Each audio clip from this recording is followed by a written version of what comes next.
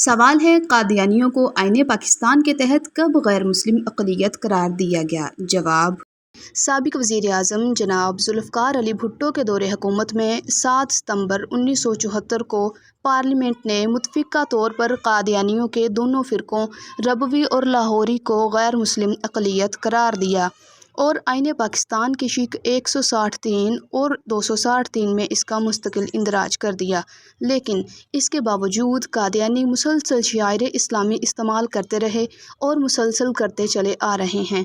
قادیانی غیر مسلم ہونے کے باوجود اپنی عبادت گاہ کو مسجد، مرزا قادیانی کو نبی اور رسول، مرزا قادیانی کی بیوی کو ام المؤمنین، مرزا قادیانی کے دوستوں کو صحابہ کرام، قادیان کو مکہ مکرمہ، ربوہ کو مدینہ، مرزا قادیانی کی باتوں کو احادیث مبارکہ،